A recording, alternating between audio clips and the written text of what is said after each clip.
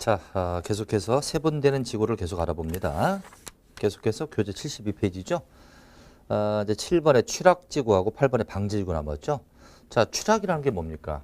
주택을 정비하는 걸 취락이라고 하죠. 취락지구는 두 가지로 세분돼요. 자연 취락과 집단 취락으로 나눠지는데, 자, 자연 취락지구는 녹지 지역, 관리 지역, 농림 지역, 자연환경 보전 지역의 취락을 정비하기 위해서 필요할 때 자연 취락을 정하는데, 자, 지역이 지금 4개 나오죠. 녹지, 관리, 농림, 자연환경, 녹관, 농자입니다. 한마디로 자연의 느낌이 나지 않나요? 자연의 느낌이 나기 때문에 자연 취락이라고 하고요.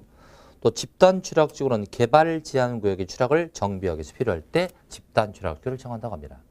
그럼 여러분들 아까 제가 그랬죠. 용도 지구는 용도 지역에 무관하게 필요하다면 아무데나 정할 수 있다고 그랬었죠. 그런데 취락지구는 어떻습니까? 7번이죠? 예, 7번의 취락지구입니다. 이 취락지구는 자연과 집단으로 나눠지는데 자연 취락지구는 어디에서 정할 수 있다고요? 녹지, 관리, 농림, 자연환경, 녹관, 농자에만 정할 수 있다. 다른 지역은 정할 수 없다. 집단 취락지구는 개발 제한 구역에만 정할 수 있다고요. 그러니까 취락지구는 정해진 지역에만 정되지 아무 데 정할 수가 없습니다. 그래서 7번 취락지구다 땡땡하고요. 이렇게 정해진 지역에만 지정. 아무 데나 정할 수 없습니다. 정해진 지역에만 지정되는 그런 지구의 특징을 갖고 있죠. 그래서 아까 여기서도 말씀을 드린 거잖아요. 용도지구는 용도지역과 무관하게 정되지만 취락지구는 X라고 돼 있잖아. 그죠? 취락지구는 정해진 지역에만 지정된다. 이렇게 설명을 드릴 수 있네요. 자, 이제 8번에 방제지구 나옵니다. 자, 이제 방제지구는요. 8번의 방제지구는 재해를 예방하는 거예요. 재해니까 이제 산사태, 풍수해 같은 겁니다. 그래서 보통 재해란다면 도심권 내에서 발생합니까? 주로 변두리입니까? 주로 변두리죠? 그래서 주로 변두리였습니다. 근데 요새는 시가지에서도 재해가 발생합니다. 그러니까 도시의 싱크홀 현상이라고 그래갖고요. 지하철 지나가는 부분이 푹 내려가지고 사람이 떨어지기도 하고 그러잖아요. 시가지 내에서도 재해가 발생하기 때문에 이 방제지구를 둘로 나눈 겁니다. 시가지 방제와 자연 방제 이렇게 나눈 거죠. 그래서 기역번의 시가지 방제와 니은번의 자연 방제로 나눠지고 있는데 시가지 방제는요. 건축물 인구가 밀집되는 지역으로서 시설 개선 등을 통해서 재해를 예방한다. 시가지 쪽에 의미가 느껴지고요. 자연 방제는 토지 용도가 낮은 해안변이나 하천변 급경사 주변의 지역으로서 건축전을 통해서 재해를 예방한다. 그래서 방제지구는 시가지 방제와 자연 방제로 나눠지고 있습니다. 그래서 여기서 다시 일쪽을 보시면요. 8개가 세분되는 게 있었잖아요. 취락, 미관, 방제, 보존에서 어떻게 였죠? 취, 미, 방, 보, 시, 고, 경계 이렇게 였던 거 아니에요? 그 중에서 이제 좀 이따 필기하겠습니다만은 이 중에서 세분된 이름이 있었잖아. 그죠? 세분된 이름을 알아둘 게 4가지. 취락지구는 자연과 집단으로 나눠진다. 그 다음에 방제지구는 시가지와 자연방제. 시설보호는 하자도계, 공자도계. 하자도계는 학교와 학만, 공자도계는 공용과 공항. 그리고 경과지구 3가지, 자연, 수변, 시가지 이렇게 나눠질 수 있다고 했습니다. 자, 이렇게 해서 8개의 세분된 지구를 살폈으면 다시 이제 앞장으로 와보십시오. 페이지 70페이지로 와주세요. 자, 70페이지 아까 1번부터 10번까지 법정지구 10개가 있었는데 그중에서 8개 쪼개지는 세분되는 걸 지금 공부한 거예요. 다시 1번부터 봅니다. 경관지구는 경관을 보호 형성한다. 자, 중요한 세분된 이름 적겠습니다. 자, 첫 번째 경관지구 중요하다고요. 경관지구는 어떻게 나눠진다? 자연, 수변, 시가지 이렇게 적어주세요. 자연, 수변, 시가지 경관으로 나눠진다. 요 이름 알아두시고요. 두 번째 미관지구는 미관을 유지한다. 미관 유지에 밑줄 딱 쳐놓고 미관을 유지한다. 3번에 보존지구 아까 있었고요. 4번에 시설보호지구를 잠깐 봅니다. 시설보호지구는 내용 중에 업무기능 효율화 보이나요? 업무기능 효율화 밑줄 딱 쳐놓고 요것도 세분된 이름을 적어주세요. 시설보호지구는 하자 두 개, 공자 두 개. 하자 두 개는 학교하고 학만. 학교와 학만. 공자 두 개는 공용과 공항이었습니다. 공용, 공항 이렇게 네 가지로 세분될 수 있다. 학교, 학만, 공용, 공항 그렇습니다. 그 다음에 5번에 개발지능지구는 끝에가 개발 정비할 필요가 있으니 사업 시행에 필요했던 거라고 했고요. 6번에 고도지구는 높낮이를 서로 반대로 해석하자. 취락지구는 녹관 농자랄지 개발 제한 구역이 추락을 정비하니 이것도 세분된 이름 알아두셔야죠. 취락지구는 자연 취락과 집단 취락으로 나눠지고 있다. 자연과 집단 취락으로 나눠진다. 그 다음에 이제 8번, 9번을 묶어주세요. 자, 8번에, 여기 어디다 적을까요? 8번에 방제지구 나오고요. 그 다음에 방화지구 나오네요. 방제지구는 이것은 재해를 예방한다. 재해 예방이라 방제 그렇습니다. 방화지구는 화재를 예방한다. 화재를 예방하니까 방화 이렇게 얘기하죠. 그럼 여러분들 화재도 일종의 재해에 포함되거든요. 재해를 크게 둘로 나누면 자연재해와 인적재해로 나눠집니다. 화재라는 것은 인적재해에 들어가거든요. 그럼에도 화재와 재해를 분리한다는 게 중요하다. 이건 분리하고 있다. 화재 예방은 방화지구, 재해 예방은 방제지구입니다. 이것은 왜 그러냐면 대부분 지금은 안 그렇습니다만은 대부분 방화지구는 건축물이 있는 도심권 내, 되게 도심권 내에 지정이 될 것이고 방제지구는 물론 시가지에서 발생합니다만 대부분 풍수에 산사되니까 이건 도심권 밖, 도심권 외에 지정이 될 거란 말이에요. 따라서 지정의 장소가 다르다. 대부분 방화지구와 방제지구는 지정 장소가 되게 다릅니다. 그 지정 장소가 다르기 때문에 화재와 재해를 분리하고 있다는 게 중요하죠. 그래서 시험 문제는 분리성에 역점을 두고 출제합니다. 보통 이렇게 출제하죠. 재해와 화재를 예방하기 위해서 방화지구 정한다. 이렇게 하면 틀리겠죠? 재해는 방제, 화재는 방어로 분리하고 있다. 그렇게 알아두시고요. 그래서 8번에 방제지구는 재해 예방이라 되어 있고요. 9번에 방화지구는 화재 예방이라고 되어 있습니다. 두 가지 화재와 재해를 분리하고 있다. 이제 10번에 특정 용도 제한지구는 그야말로 애들 학교 주변에 특정 용도, 술집 같은 걸 제한하고 있는 것이죠. 그래서 주거기능 보호나 청소년 보호 등의 목적으로 청소년 유해시설 등의 특정設備를 제한할 필요가 있을 때 말 그대로 특정 용도 제한지구를 정한다. 이렇게 해서 10개의 용도지구 중에서 그중에 8개 세분되는 거 앞자 따서 취미, 방, 보시고, 경계까지 자세히 살펴봤습니다. 어떻습니까? 강의를 듣다 보니까 한 번 강의 듣고 끝낼 수가 없는 거죠. 부지런히 복습하시고 다음 단계 때 수준 높은 강의를 또 한번 들어주고 이렇게 하셔야 될 겁니다. 갈수록 좋아질 겁니다. 자, 이제 72페이지로 와보세요. 72페이지. 이제 도시군 관리계획 가지고 세분되는 8개 지구 살폈고요. 이제 72페이지 맨 밑에 보면 시도나 대도시 조례에 따른 세분이라고 돼서 오른쪽 페이지 보면 경관지구, 미관지구를 추가 세분하거나 특정 용도 제한지구를 세분 정할 수 있다. 그래서 이 세 가지는 조례를 갖고 세분할 수 있다. 확인했고요. 자, 앉아 넘기시죠. 74페이지입니다. 74페이지 보면 괄호 2번이죠. 용도지구의 지정권자와 지정절차 했던 거예요. 누가 정한다? 결정권자. 시도나 대도시나 국토부. 뭐로 결정한다? 도시군 관리구로 결정한다. 까지 정리했습니다. 이제 괄호 3번으로 조금 내려와 보세요. 괄호 3번에 용도지구의 건축제한이라고 되어 있을 겁니다. 자, 용도지구의 건축제한 들어갑니다. 자, 용도지구가 지정됩니다. 이게 수많은 지구가 지정되면 이 목적을 이루기 위해서 규제를 해야 될 겁니다.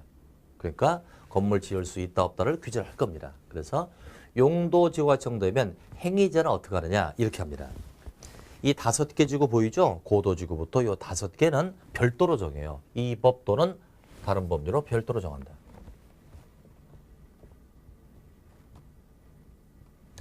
그래서 이 5개는요. 이 법 또는 다른 법에 의해서 규제를 하고요. 그 나머지는 다 조례로 정한다. 그 밖의 지구는 다 조례로 정한다. 그러니까 용도지구가 꽤 많지 않습니까? 세분된 걸 다 합치면 꽤 많은데 대부분은 조례로 정합니다. 그래서 원칙은 조례입니다. 그 지역의 지자체 조례를 가지고 규제를 하지요. 다만 요 5개만은 따로 정하고 있다. 그러니까 5개를 알아야만 나머지를 파악할 수 있겠죠. 그래서 요 5개가 관건이 되는 거예요. 이거 외우셔야 돼요. 자, 고도지구가 지정되면 무엇을 규제할까요? 높이를 규제하겠죠. 그 높이는 도시군 관리계획 가지고 높이를 정한다. 공항시설 보호지구가 지정되면 항공법에 의해서 규정합니다. 공항시설 보호지구는 공항을 주변을 보호하니까 이 지구가 지정되면 항공법에 의해서 이 지구는 어떤 건축을 할 수 없습니다. 이렇게 규정할 겁니다. 자연취락지구는 시행령이니까 대통령령으로 규제한다. 이때 시행령이라면 국토법률 시행령을 뜻하겠죠. 즉 대통령령으로 규제한다. 자, 이제 집단취락지구는 개특법 그랬는데요. 자, 집단취락지구는 아까 그랬어요. 개발, 제한, 구역의 취락을 정비하는 것이 집단취락지구입니다. 그러면 개발 제한 구역에 관련된 법이 무슨 법이 있느냐? 좀 길어요. 개발 제한 구역의 정 및 관리에 관한 특별조치법. 꽤 길죠, 법 이름이. 다시 한번. 개발 제한 구역의 정 및 관리에 관한 특별조치법. 워낙 법 이름이 길어서 개특법으로 줄여 쓴 겁니다. 그래서 개특법의 원명이 뭐라고요? 개발 제한 구역의 정 및 관리에 관한 특별조치법. 그래서 집단취락지구는 개발 제한 구역의 취락을 정비하므로 여기에 관련된 개특법에 의해서 규정한다. 이제 개발지능지구는 요 앞에가 개발자라고 시작되니까 개발계획, 뒤에가 지구자라고 하니까 지구단위계획에서 규제를 받는다. 그래서 개발지능지구는 개발계획과 지구단위계획. 이 5개를 잡으면 나머지는 다 조례로 규제를 하는 겁니다. 예를 들어서 뭐 방제지구다. 여기 없잖아요. 방제지구. 그렇죠? 그 다음 또 무슨 지구가 있을까요? 뭐 예를 들어서 경관지구. 예, 없죠. 이것은 다 조례를 가지고 규제하는 거고 요 5개만 별도로 정하니 학습 포인트가 딱 잡히죠. 요 5개를 기억해야 돼요. 자, 5개. 고도지구는 규제를 어디서 한다? 도시군 관리계획. 공항시설 보호지구는 항공법. 자연취락지구는 시행령. 집단취락지구는 개특법. 개발지능지구는 2가지 계획, 개발계획과 지구단위 계획. 나머지는 다 조례로 정한다. 이것을 교재로 확인을 해보겠습니다. 74페이지가 되겠고요. 74페이지 괄호 3번 봅니다. 용도지구에서의 건축제한이라고 나오죠. 우선 1번에 경관지구 나오는데요. 경관지구는 저 5개 들어갑니까? 나머지입니까? 나머지죠. 따라서 둘째 줄 도시군계획 조례로 정한다. 도시군계획 조례 밑줄 딱 쳐놓고 오른쪽으로 오십시오. 파란색 2번 제목이죠. 미관지구도 5개가 아니지 않습니까? 나머지니까 둘째 줄 도시군계획조례 확인해 주시고 3번으로 들어갑니다. 보존지구도 나머지니까 셋째 줄 도시군계획조례가 나올 거예요. 도시군계획조례에 의해서 규제를 하게 되겠고요. 한 장 넘겨보실까요? 4번에 시설보호지구입니다. 자, 시설보호지구는 이렇게 4가지로 나눠집니다. 이 4가지 시설보호지구 중에서 저 5개 들어있는 게 뭐 있죠? 아까 공항시설보호지구지 않습니까? 그래서 공항시설보호지구는 항공법으로 규제하지만 요 나머지는 나머지니까 조례로 정한다. 이렇게 해야 되겠죠? 자, 그래서 1번에 학교, 공용, 항만시설 보호지구는 5개 아닌 거니까 둘째 줄 도시군계획 조례에서 정한다. 2번 내려가면 공항시설보호지구는 항공법이라고 나오잖아요. 체크해 주시고 이제 5번으로 갑니다. 개발지능지구는 이것도 5개 들어가 있었죠. 지구단위계획과 개발계획의 첫째 줄에 나오네요. 개발계획과 지구단위계획에서 규제한다. 6번에 고도지구도 5개 들어가 있었죠. 도시군 관리계획으로 정한다. 도시군 관리계획 나와 있고요. 7번에 취락지구가 2가지가 있습니다. 자연취락과 집단취락으로 나눠지는데 자연취락은 국토법률 시행령이라고 되어 있죠. 시행령으로 정하고 집단취락지구는 개특법이 나오는데 법의 이름이 꽤 길군요. 개발 제한구역의 정 및 관리에 관한 특별조치법 줄여서 뭐라고 부르자? 개특법이라고 부르자. 그래서 개특법으로 규제를 하고 있다. 8번에 방제지구는 나머지니까 오른쪽 페이지 도시군계획 조례가 나올 겁니다. 이제 9번으로 갈까요? 특정 용도 제한지구도 5개예요. 나머지예요. 나머지니까 둘째 줄에 도시군계획 조례 이렇게 나오는 겁니다. 그래서 여러분들이 출제가 된다면 공부 이런 건 딱 한 거예요. 용도지구의 행위제한은 출제 빈도가 높은데 대부분은 조례라고요. 그런데 요 5개만은 따로 정하니 5개를 정확하게 암기를 해 주셔야 될 건데 이제 공부를 하다 보면 사실 그 암기가 많이 나오죠. 지금 암기하면 안 되잖아요. 지금은 자주 보시고 이해하시고 나중에 내년 10월 달까지 암기하면 되니까요. 불안하게 보도록 합니다. 이렇게 해서 용도 지역 지구까지 했어요. 이제 용도 구역까지 합니다. 오늘 학습의 목적은 바로 용도 구역까지만 할 겁니다. 그래서 원래는 요 걸치는 경우까지 잡고 왔는데 이건 다음 주로 미뤄야 될 것 같습니다. 저는 여기까지만 할 거예요. 자, 일단 여러분들 교재 78페이지 펴주시고요. 78페이지. 78페이지에 03번 제목을 보도록 합니다. 용도 구역이라고 나옵니다. 자, 용도 구역을 개괄적 설명을 해드릴게요.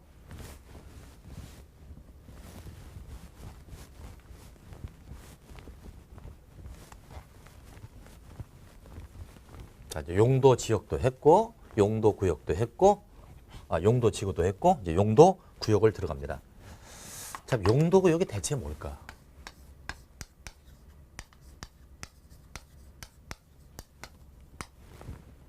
자, 용도 구역은 이겁니다. 이것은 일단 특정한 목적이에요.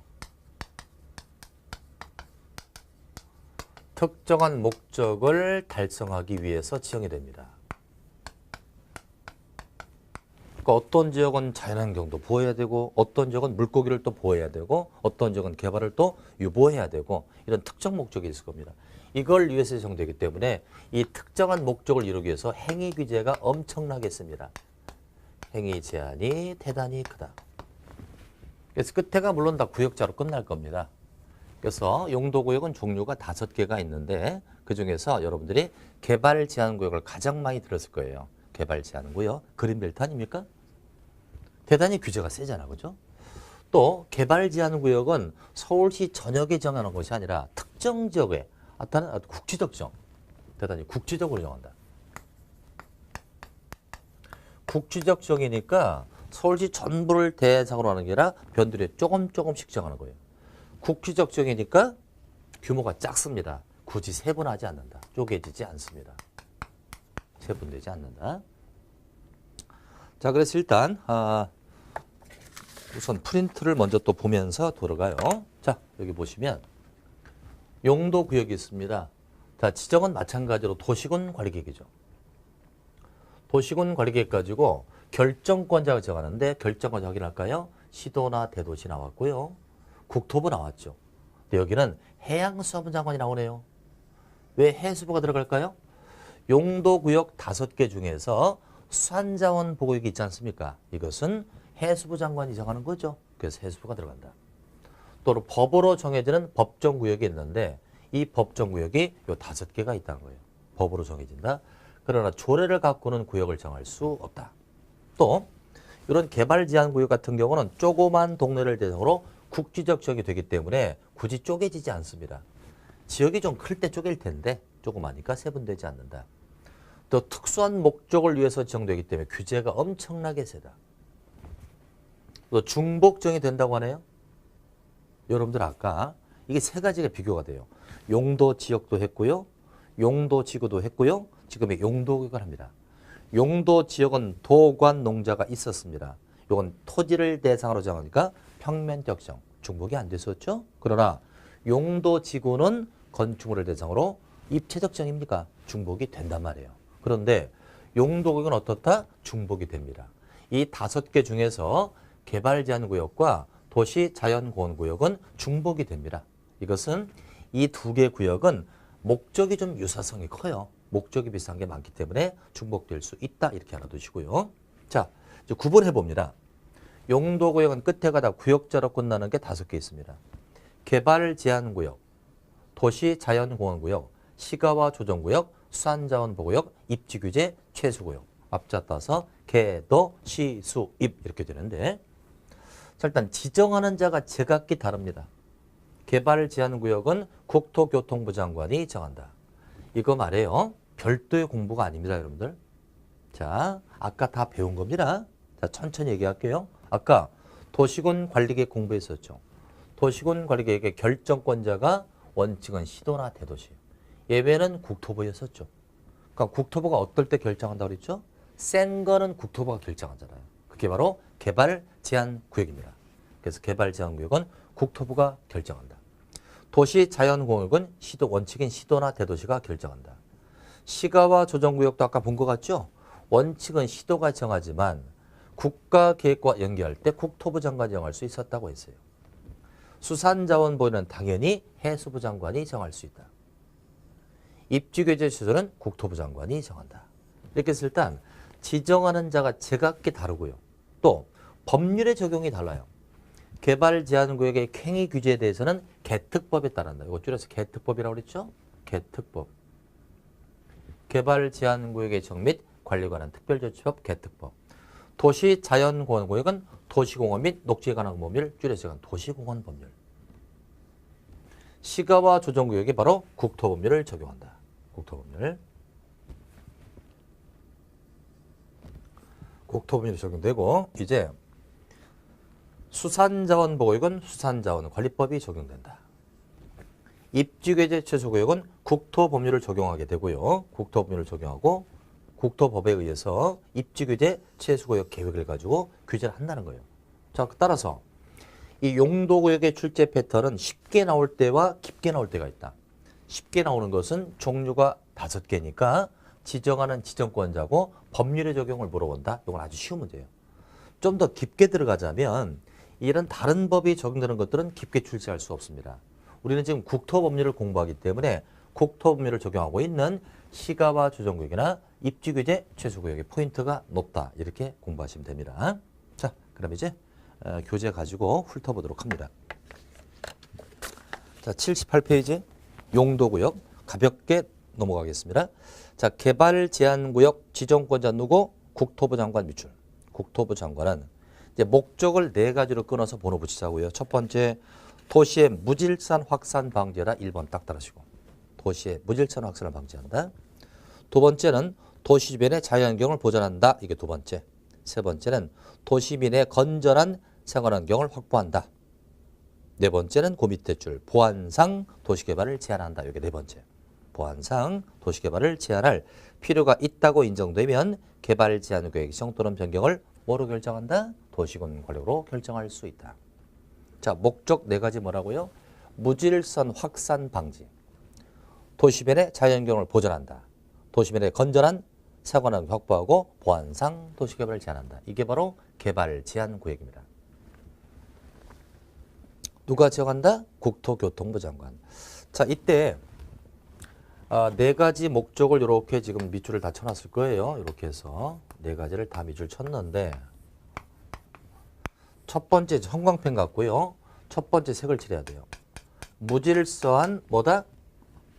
무질서한 확산을 방지한다. 끝에 개발을 한다예요? 개발을 제한한다예요? 개발을 제한한다. 제한에다 색을 딱 칠하세요. 개발 제한 구역은 무질서한 확산을 방지하고 궁극적으로는 개발을 제한하겠다는 거예요. 그러니까 개발 제한 구역이 되겠습니다.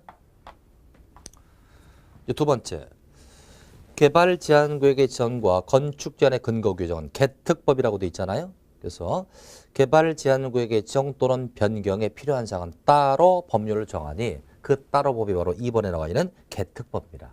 개특법에 의한다. 그래서 개발 제한 구역을 정해놓고 나면 엄청난 규제가 있을 텐데 그 규제에 대해서는 개특법에 의해서 규제를 한다. 이렇게 알아두시고요. 두 번째, 도시자연공원구역.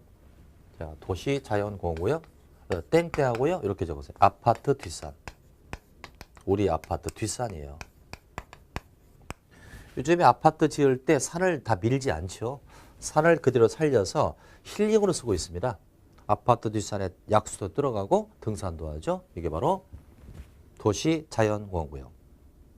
그래서 예를 들면 서울의 그 뭡니까 청계산이랄지 이런 것에 지정이 되어 있는데 잠깐 오른쪽 페이지 그림 볼까요? 79페이지 사진을 보시면 남산타워 보이고 있죠? 주변에 아파트 막 건물이 있지 않습니까?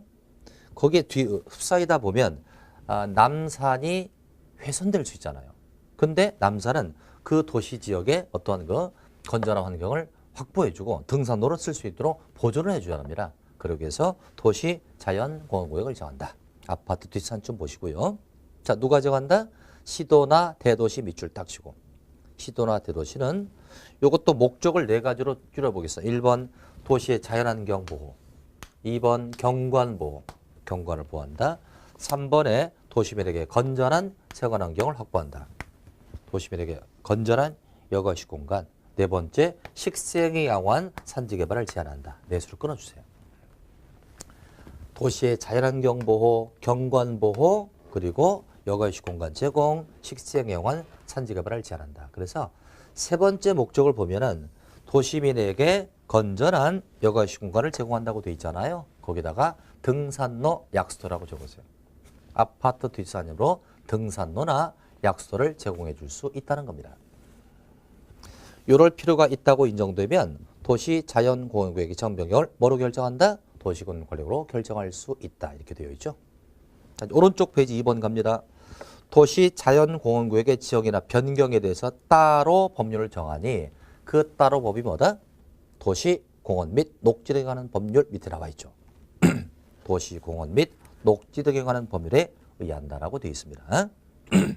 그렇게만 가볍게 타치하시고요.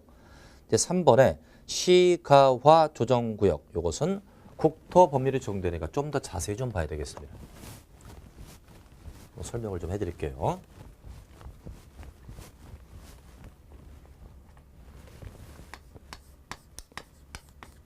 자, 시가화 조정구역입니다. 이건 시로 뻗어나가는 걸 조정하겠다 이거예요. 시가화나 도시화랑 비슷한 얘기죠. 그러니까 도시로 뻗어나가는 걸 조정하겠다는 얘기입니다. 자, 이것은 이렇게 설명드리죠. 여기가 도시적이다. 도시적은 개발의 지역입니다. 자, 오늘 배운 용도적을 쭉 한번 얘기해 볼게요. 도시지역은 다시 주거, 상업, 공업, 녹지로 나눠집니다. 그렇죠? 그중에 녹지지역은 중심부보다는 변두리에 있을 겁니다. 이게 녹지인데 다시 또 녹지지역이 어떻게 나눠졌다? 보존 녹지, 생산 녹지, 자연 녹지로 나눠졌다. 그 녹지 중에 이게 바로 생산 녹지라고 쳐보자. 여기가 생산 녹지. 그럼 생산 녹지 지역은 농업적 생산을 위한 지역이었습니다. 농업적 생산을 위한 지역이니까 여긴 주로 전답으로 되어 있다. 논과 밭으로 되어 있을 겁니다. 따라서 생산 녹지도 도시적 안에 들어가 있습니다만 이것은 농업적 생산을 위해서 보존할 지역이란 말이에요. 보존. 그죠? 따라서 개발 지역 내에 보존 지역에 들어가 있다는 거예요. 따라서 여기를 그대로 놔두면 어떤 일이 벌어진다? 이런 일이 벌어집니다. 자, 도시적은 개발 지역이니까 개발이 중심부에서 외곽으로 팽창하면서 개발이 될 겁니다. 개발의 방향은 중심부에서 외곽부. 따라서 생산 녹지를 그대로 놔두면 여기는 침범이 당해 돼요. 개발에 밀리게 되죠. 개발에 밀리게 되면 농사를 제대로 지을 수 없다. 뭐 그렇다고 개발을 하자고 하니 이 지역은 농사질 지역이 아니라 개발도 못하는 거예요. 따라서 여기를 그대로 놔두게 되면 개발에 밀려서 농사도 못 짓고 또 개발을 하자니 보존 지역이니까 개발도 못하고 그죠? 그저 어정쩡한 상태가 돼요. 이걸 무질서한 시가화라고 하죠. 무질서한 시가화만 팽들이할 뿐입니다. 그대로 놔두면 죽도 밥도 아닌 거죠. 이걸 막자는 거예요. 방지하자. 방지하기 위해서 여기를 갖다가 시가화 조정구역을 딱 정하는 거예요. 시가화 조정구역을 딱 정한다. 지정학에서 일정 기간 시로 뻗어나가는 시가화를 유보해 줍니다. 자, 다시 한번. 그대로 놔두면 방치해두면 개발도 못하고 농사도 못 짓는 어정쩡한 상태가 된다. 즉 무질서한 시가화만 커질 뿐이다. 이걸 막기 위해서 두 마리 토끼 개발과 보존이라는 두 마리 토끼를 한 번에 잡을 수 없으니까 하나씩 잡자예요. 일단은 여기를 철저히 시가화 조정구역을 정해서 일정 기간 시로 뻗어나가는 걸 유보해 줍니다. 이 일정 기간이 꽤 길죠? 5년 이상 20년 이내. 5년 이상 20년 이내. 기간 동안 여기를 철저히 차단해 줍니다. 개발을 막자는 거죠. 철저히 차단해 주면 요 일정 기간 동안 뭐 하자? 농사 지자요. 일단 요거부터 먼저 잡자. 농사를 지자. 실컷 농사를 지겠죠. 기간이 길으니까. 다 짓고 나면 이제 개발의 토끼를 잡는 거죠. 개발의 토끼를 잡자. 그때는 계획적 단계적 개발하자. 계획적 단계적 개발하자 이겁니다. 그러니까 쉽게 말씀드리면 도시적이라고 하는 개발지역 내에 농사를 지는 보존지가 들어가 있다. 그대로 방치하면 죽도 밥도 안 된다. 무질서한 시가화만 커질 뿐이다. 이걸 막자. 막기 위해서는 철저히 차단해서 일정 기간 철저히 차단하여 농사부터 먼저 줘주고 이게 끝나고 나면 개발하자 이겁니다. 이렇게 함으로써 시가와 조정구역을 정할 수 있다. 따라서 이 구역은 영원히 존재하는 게 아니라 일정 기간만 존재합니다. 그 기간은 요 사이 기간으로 정해지니까 10년도 좋고 15년도 좋겠죠. 그러니까 이 구역이 정되면 이 기간 동안 엄청난 규제를 하여 농사를 도모하겠다 이런 뜻이라는 거죠. 그럼 잠깐 보자. 분명히 요거 말이죠. 무질서한 시가화를 막는다. 종국적으로는 개발하자입니다. 여러분들 아까 개발 제한 구역에서 색을 칠한 게 있죠. 개발 제한 구역은 무질서한 확산을 방지하고 종국적으로는 개발을 제한했었잖아요. 확인하셨죠? 이것은 앞에는 비슷하게 간다. 무질서한 시가를 방지한다. 비슷하게 가는데 뒤에는 종국적으로 개발을 하겠다 이겁니다. 그 차이예요. 그러니까 이것은 두 마리 토끼를 한 번에 못 잡으니까 철저히 봉쇄해서 농사 져주고 끝나고 나면 두 번째 토끼인 개발하자 이런 취지라는 거죠. 자, 교재 79페이지 봅니다. 시가와 조정구역의 지정권자는 시도지사가 정하는 게 원칙이야. 다만 국가계획과 연계할 때는 그때는 국토부 장관이 정한다. 그죠? 국가계획과 연결되면 국토부 장관. 지정 대상은 도시적과 그 주변 지역의 지정의 목적은 무질서한 시가를 방지하고 계획적 단계적 개발 도모한다. 책을 딱 칠하세요. 무질서한 시가를 방지하고 계획적 단계적 개발을 하겠다. 끝에가 개발해서 끝나고 있습니다. 자, 이제 한 장 넘겨주시고요. 이제 4번에 시가와 유보기간 그랬는데 이 지역은 일정 기간 시가를 유보하게 되고 이 기간을 시가와 유보기간이라고 부릅니다. 기간이 있는 거예요. 국토부 장관 또는 시도는 시가와 조정구역을 지정 변경할 때 해당 도시지역과 그 주변 지역의 인구 동태랄지 토지형을 고려하여 5년 이상 20년의 밑줄 5년 이상 20년 이내 기간으로 시가와 유보기간을 정한다. 기간이 5년에서 20년 그 사이라는 거죠. 그래서 예전에 이렇게 문제가 나온 적이 있어요. 시가와 유보기간은 20년을 초과할 수 없다. 그럼 틀릴 수 있어요. 20년을 초과할 수 없다면 3년도 될 수 있다는 얘기죠.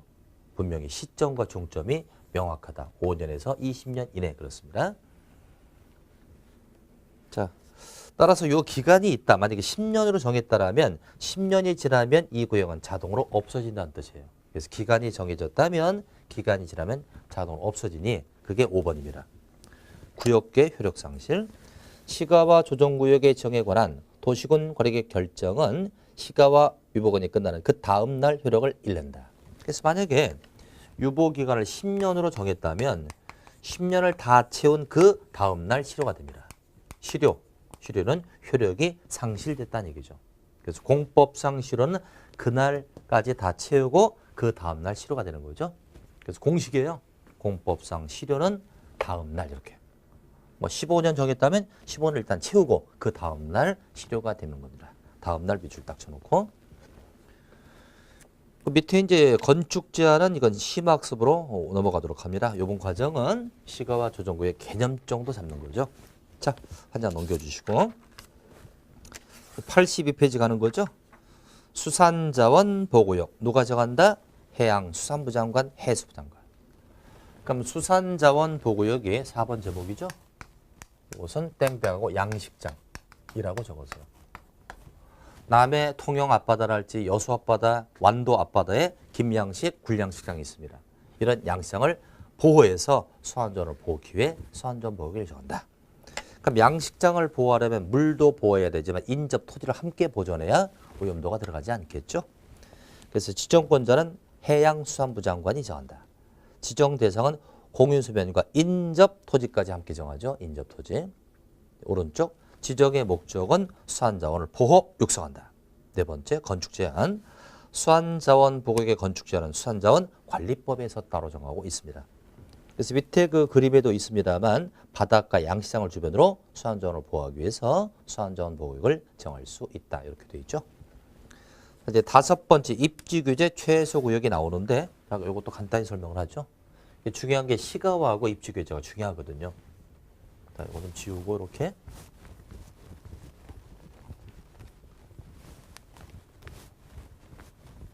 입지 규제 최소는 이게 탄생된 지가 얼마 안 되니까 준비를 좀 잘 해두시는데 6번으로 돼 있죠? 네. 5번이군요. 입지 규제 최소 구역이에요. 이게 지정되면 곧바로 입지 규제 최소 구역 계획이 또 나옵니다. 입지 규제 최소 구역의 계획이 나오는데 둘 다 국토법이 적용됩니다. 자, 입지 규제 최소 구역이 나오면 어렵게 생각하지 말고 서울의 남부터미널을 떠올리세요. 또는 지하철 역사. 자, 이 구역이 탄생된 이유는 이렇습니다. 남부터미널이나 지하철 역사가 있다고 저 역사. 지하철역입니다. 사람이 많이 모이겠죠. 아주 많은 사람이 모이는데 거기서 오래 거주를 하지 않고 자기 목적인 지하철을 타거나 버스를 타고 후딱 가버리죠. 이렇게 하지 말고 어차피 사람이 많이 모이니까 역사만 만들지 말고 요 주변에다가 쇼핑센터, 문화의 거리, 극장, 식당가를 만들어주는 거예요. 쇼핑센터, 문화의 거리, 공연장이랄지 또는 극장이랄지 이런 것들을 만들어주면 사람이 모이게 됩니다. 사람이 모여서 차만 타고 훌딱 가지 않겠죠. 여기서 만남의 장소를 갖게 되고 이 지역이 하나의 거점이 될 수 있어요. 지역의 거점화가 된다. 거점이 되면은 이 지역의 지역 경제가 활성화되죠. 경제가 활성화될 것이다. 그러기 위해서는 쇼핑센터나 문화거리를 쉽게 조성하기 위해서는 이 입지의 규제를 대폭 풀어줘야 됩니다. 그래서 입지 규제를 최소화했다. 그래서 입지 규제 최소 구역이라고 하는 거죠. 또는 이게 도시적이 있다고요. 그러니까 입지 규제 최소 구역은 변두리에 정되는 게 아니죠. 사람이 모일 수 있는 중심부에 정되는 겁니다. 자, 중심부가 있습니다. 중심부. 이 중심부는 낮에는 사람이 많이 있어요. 관청도 있고 건물이 많습니다. 근데 저녁이 되면 사람들이 다 퇴근하고 외곽으로 가버리죠. 그럼 이 중심부는 공동화 현상, 텅 빈 상태, 공동화 현상이 발생한다.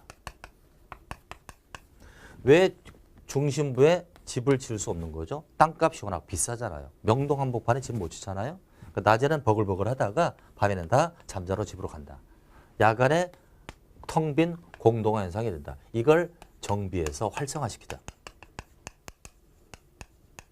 도시를 재생시키자. 다시 살리자는 거예요.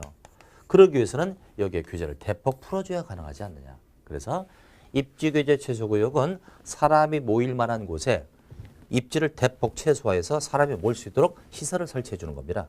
그러려면 어느 정도 규제를 풀어주느냐. 이것은 바로 입지 규제 최소구역 계획을 가지고 규제를 완화해 준다라고 볼 수 있습니다.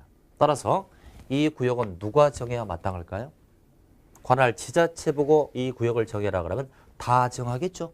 규제를 대폭 푸니까. 그럼 전국이 다 이 구역이 될 겁니다. 그래서 국가적 입장에서 꼭 필요하다고 판단하는 곳을 정하기 때문에 국토교통부 장관이 정하는 겁니다. 여기서 입지규제 최소구역은 뭐 역사나 터미널 좀 보시고요. 자, 지정권자 국토교통부 장관. 두 번째, 지정의 목적은 도시지역에서 그러지 않았습니까? 도시지역에다 색을 딱 잘하세요. 이것은 도심권 내를 공약으로 하는 겁니다. 도시지역에서 복합적 토지용을 증진시킨다? 그렇습니다. 역사 주변에 복합적인 이용을 증진시켜야만 사람이 모일 수 있겠죠. 증진시켜서 도시정비를 촉진하고 지역의 거점을 육성한다. 이럴 때 정할 수 있다. 세 번째, 지정 대상 지역은요. 한 장을 넘겨보면 박스에 가나다라마 그래서 요 5개 지역이 입지규제 최소교육을 정하는 대상인데 아주 이것도 읽으면서 제가 핵심을 따드릴게요. 가번 기본 계획에 따르는 도심, 부도심 또는 생활권의 중심 지역 그랬죠? 중심의 색을 딱 칠하자. 중심. 나번 철도, 역사, 터미널, 항만, 공공청사, 문화시설 등의 기반설정 지역의 거점 역할을 수행한다. 거점의 색을 딱 칠하자. 거점. 다번에 3개 이상 노선이 교차되는 대중교통의 결절지로부터 1km 이내에 위치한 지역 그랬어요. 결절지 색을 딱 칠하자. 결절지의 뜻은 그 앞에 나오지 않습니까? 3개 이상의 노선이 교차되는 그런 대중교통지를 결절지라고 합니다. 신도림 역사 같은 데죠. 신도림 역사는 지하철 타면 인천도 가고 강남도 가고 수원도 갈 수 있거든요. 3개 이상의 노선이 교차되는 걸 결절지라고 하는데 역사 같은 데죠. 역사, 지하철 역사가 있어요. 이게 이제 결절지인데 결절지로부터 1km 이내 그랬잖아요. 1km라는 것은 요 직경이 1km라는 거예요. 1km. 이 전체가. 요 반경이 1km가 아니라 이 전체가 1km. 따라서 요것이 바로 500m가 되죠. 이쪽도 500m. 이렇게. 500m 정도는 돼야 초역세권 아니겠습니까? 이 정도면 걸어가는 거리입니다. 그래서 요 지름이 1km니까 반경은 500m. 이럴 때 정할 수 있다. 결절지 칠했고요. 라번. 정비법에 따르는 노후 불량 거물이 밀집한 주거지역이나 공업적으로 정비가 시급한 지역, 정비의 색을 딱 칠하. 정비. 마번. 도시재생 활성화 지원에 관한 특별법에 따른 도시재생 활성화 지역 그랬네요. 재생의 색을 칠하자. 재생이죠. 그런 지역 중 도시경제기반형 활성화계획을 수립한다. 그래서 5개는 색을 칠한 걸 보세요. 중심, 거점, 결절지, 정비, 그리고 재생 이렇게 지분을 찾으셔야 돼요. 5개 뭐라고요? 중심, 거점, 결절지, 정비, 재생인데 결절지로부터 몇 킬로 이내? 1km 이내 이렇게. 그 다음에 동그라미 4번 내려갑니다. 행위제한. 입지규제 최소구역의 행위제한은 셋째 줄 뭐로 정한다? 입지규제 최소구역 계획으로 정한다. 구역이 지정되면 계획을 만들어서 그 계획에 의하여 규제를 하고 있다. 뭐 그 정도 보시고 오른쪽에 85페이지부터 86페이지까지는 아까 프린터로 대체를 개별법 적용이다 해서 공부를 한 것 같습니다. 자, 진도는 뭐 그 정도 나가는데 오늘 배운 주 내용은 뭡니까? 도시군 관리계획 가지고 계속 시작됐죠? 도시군 관리계획 입안 결정 절차 했고요. 그 내용 중에 몇 가지 한 거죠. 용도 지역 공부했고요. 용도 지구도 했고요. 용도 구역까지 공부를 했습니다. 그래서 이렇게 프린트를 가지고 정리했는데 여기까지 정리가 끝난 거죠. 그래서 오늘은 걸치는 경우는 이제 계산 문제 듣고 하니까 이건 다음 주에 연결해서 강의를 진행하겠습니다. 자, 한 주 한 주 강의가 진도가 팍팍 나가지고 있죠. 근데 다행히 여러분들이 이 온라인으로 강의를 듣게 되면 반복해서 강의를 들을 수 있다는 장점이 있지 않습니까? 그러니까 제 강의를 먼저 교재와 같이 들으시고 책을 먼저 보신 다음에 이해가 잘 안 되는 파트가 있으면 선별해서 그 부분을 재복습함으로써 완전히 이해할 수 있도록 이렇게 해주시고 요즘에 감기 아주 들기 좋죠. 날씨가 많이 추워집니다. 저도 오늘 강의하면서 목을 계속 됐는데 감기병이 좀 있습니다. 목을 빨리 나올 수 있도록 또 노력을 하겠습니다. 감기 조심하시고 건강한 모습으로 다음 주에 뵙겠습니다. 자, 수고하셨습니다.